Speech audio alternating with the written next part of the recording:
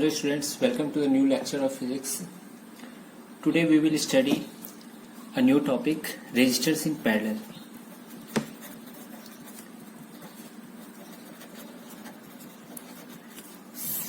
This is the continuous of previous topic, that is resistors in series. We have studied already. So if you haven't watched that video yet, so please don't watch this video. First watch that resistors in series, because I have already given some trick and given some insight in how we are solving the resistors in series or resistors in parallel, or you can combine say resistors in combination. Okay, so first of all watch that video, then watch this video, that is resistors in parallel. ठीक है, start करते हैं हम लोग.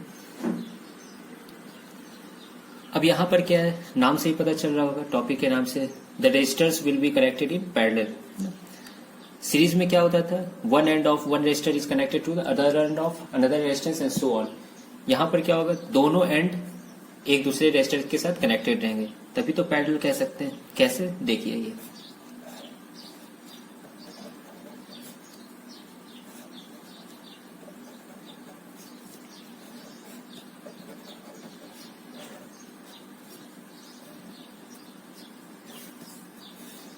और ये एक battery के साथ कनेक्टेड है. तो देख सकते हैं आप लोग यहाँ पे तीन रेजिस्टर्स है, तीनों क्या है, पैरेलल में. देखने से लग रहा होगा ये पैरेलल ऐसा ही होगा.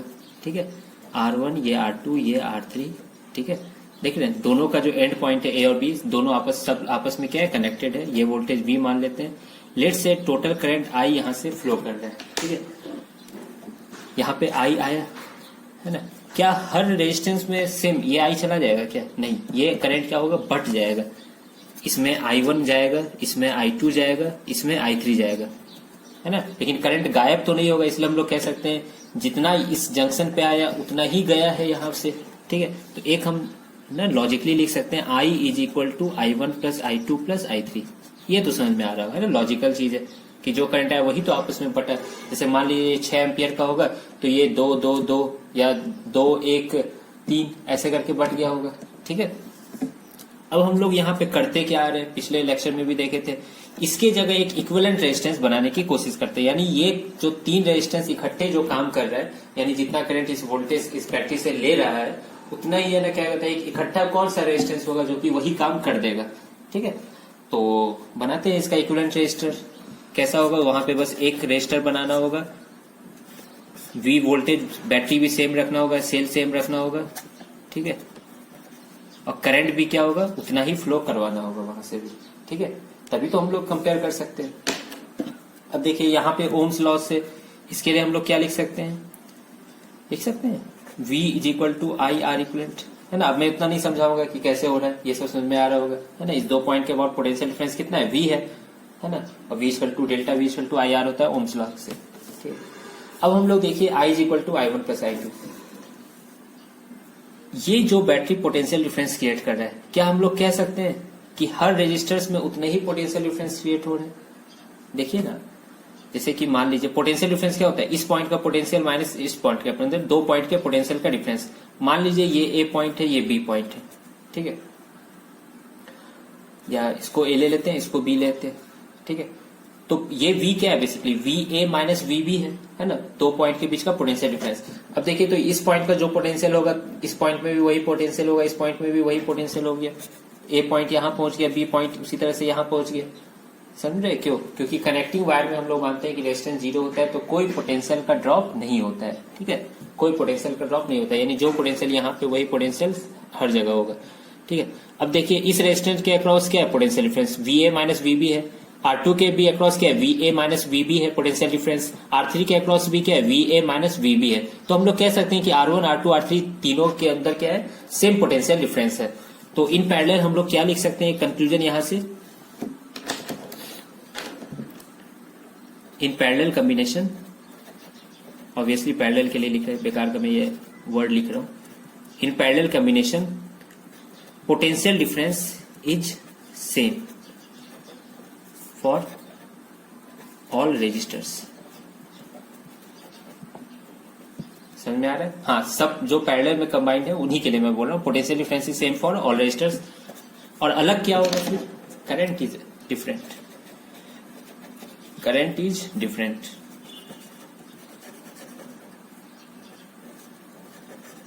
है ना, करंट इज डिफरेंट। ठीक है, सीरीज में क्या होता था, करंट सेम होता था, पोटेंशियल डिफरेंस अलग होता था। यहाँ पे क्या, पोटेंशियल डिफरेंस सेम होता है, करंट अलग अलग होता है। चलिए ठीक है, अब हम लोग डेरिवेशन पे वापस आते हैं। तो हम लोग कह सकते हैं R1 R2 R3 तीनों के अक्रॉस क्या पोटेंशियल डिफरेंस V ही है। ठीक है, अब हम लोग देखिए I इज इक्वल टू क्या है, I1 plus I2 plus I3 है ना। यहां से देख रहे हैं हम लोग I1 की जगह क्या लिख सकते हैं, क्या V बाय R1 लिख सकते हैं। जैसे V इक्वल टू IR1 होता है तो I इक्वल टू क्या, I1 इक्वल टू क्या हो जाएगा V बाय R1, I2 क्या होगा V बाय R2, I3 क्या होगा V बाय R3। ठीक है, और I का वैल्यू यहां से उठा के रख देते हैं, है ना। तो देखिए मैं सब काम एक साथ कर रहा हूँ। I का वैल्यू यहां से पहले उठाता हूँ V by R equivalent, I1 का वैल्यू क्या हो जाएगा V बाय R1, I2 का वैल्यू कितना हो जाएगा V बाय R2 और I3 का वैल्यू कितना होगा V बाय R3। इसमें कोई दिक्कत नहीं होना चाहिए ना, ओम्स लॉ की मदद से हर रजिस्टर के अक्रॉस लिखे हम लोग। V कट गया तो 1 बाय R इक्वलेंट कितना हो गया 1 by R1 plus 1 by R2 plus 1 by R3। बस ये हो गया पैरेलल का। ठीक है, तो इसको स्टेटमेंट में लिख सकते हैं रेसिप्रोकल ऑफ, है ना, sum of reciprocal of each resistance is equal to reciprocal of equivalent resistance. ठीक है, वहां पे बहुत सिंपल होता था, equivalent resistance is equal to sum of each resistance. ठीक है, लेकिन यहाँ पे क्या है, reciprocal of equivalent resistance is equal to sum of reciprocals of each resistance, है ना। खतरनाक है यहाँ पे 1 बाय R1 करने का। ठीक है, मैं क्वेश्चन सॉल्व करूंगा ना, फिर उसके बाद मैं समझा दूंगा कि कैसे सॉल्व करना है इसको। अभी तो मान लीजिए कि 3 लिया हमने। ठीक है, अगर मान लिया हमने बहुत सारे रेजिस्टर्स ले लिए होते, ठीक है, जैसे कि एग्जांपल एक रजिस्टर ऐसे ले लिया, एक रजिस्टर ऐसे ले लिया, एक रजिस्टर ऐसे ले लिया, एक रजिस्टर ऐसे ले लिया, ऐसे करके बहुत सारे n रजिस्टर्स ले लिए हम लोग। सब आपस में देख सकते हैं आप लोग पैरेलल में कनेक्टेड है, दिख रहा है, सब क्या है आपस में पैरेलल में ही कनेक्टेड है। ठीक है, ये R1 ले लेते हैं, या R2 ले लेते हैं, या R3 ले लेते हैं, या R4 dot dot dot Rn, है ना, n रजिस्टर्स है यहाँ पे, सब पैरेलल में है। तो उसी तरह से जब डिराइव करिएगा ना तो यहाँ पे क्या आ जाएगा, आप लोग गेस कर सकते हैं।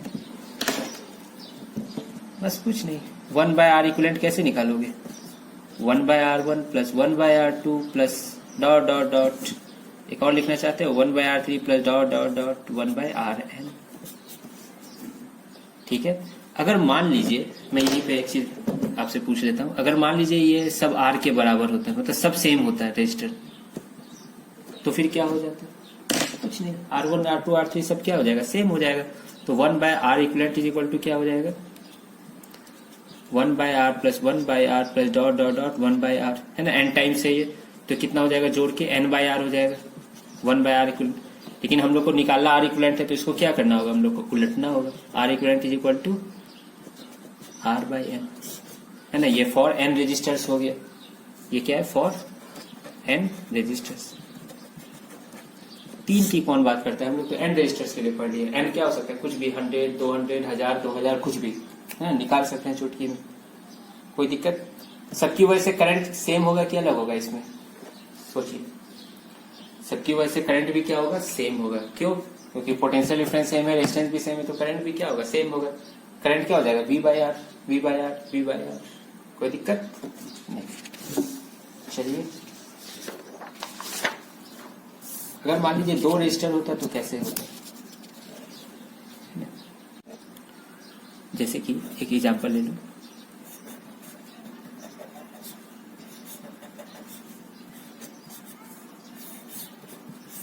ये क्या है, यहाँ पे 2 है, ये R1 है और ये R2 है। यहाँ से करंट गया होगा, यहाँ से करंट I1 आया गया होगा, इसमें से करंट I2, यहाँ पे I आया होगा। ठीक है, तो बस R इक्विवेलेंट कैसे निकालोगे, बस सिंपल तरीका, एक ही तरीका है, 1 by R1 plus 1 by R2। ठीक है, मैं इसका देखो फॉर्मूला लिखवा रहा हूँ, क्योंकि मैक्सिमम टाइम 2 रजिस्टर्स होते हैं, है ना, तो इसका फॉर्मूला बहुत अच्छा से आ जाता है। इसका एलसीएम लोगे तो क्या आ जाएगा, R1 R2 आ जाएगा, और ऊपर R1 प्लस R2 हो जाएगा। तो R इक्विवेलेंट का वैल्यू कितना हो जाएगा, R1 R2 bye R1 plus R2। कोई दिक्कत, यानी R इक्विवेलेंट निकालना बहुत आसान है।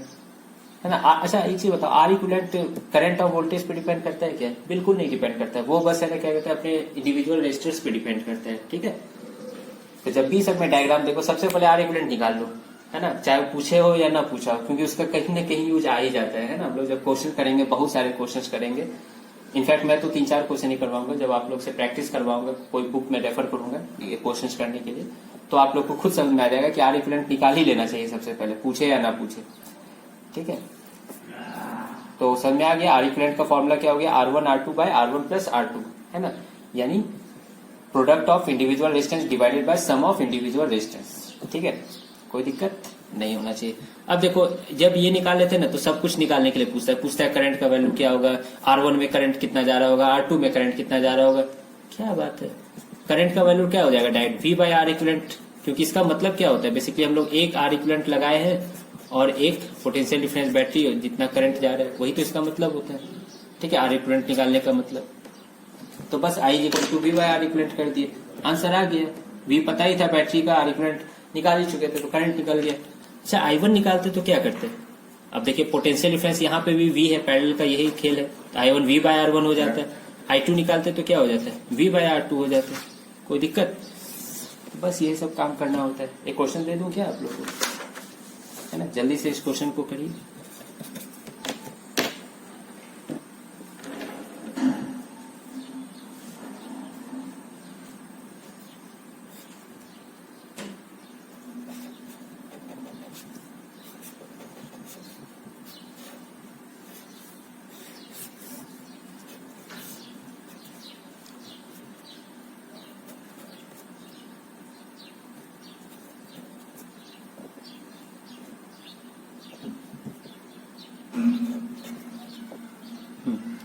यहाँ पे हम लोग को बहुत चीजें पूछा गया है, मैं लिख देता हूँ क्या क्या पूछा गया।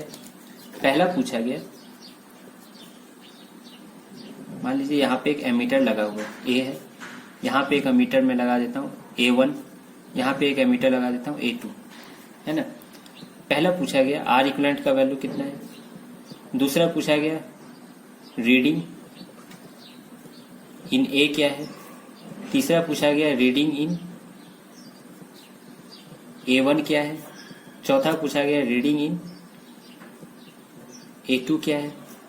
और कुछ पूछ सकता है क्या, नहीं, ठीक है, सिंपल है, निकालते जाइए जल्दी से। दो के लिए तो अपन फॉर्मूला लगा देते हैं, है ना, लगा दूं क्या मैं फॉर्मूला, नहीं फॉर्मूला लगाने का मन नहीं है, ठीक है, 1 बाय आर इक्विवेलेंट लगाते हैं, ठीक है। तो 1/3 प्लस 1/6 हो गया, इसका एलसीएम करो 18, ये 6 प्लस 3 कितना हो गया 9/18, यानी कितना हो गया 1/2।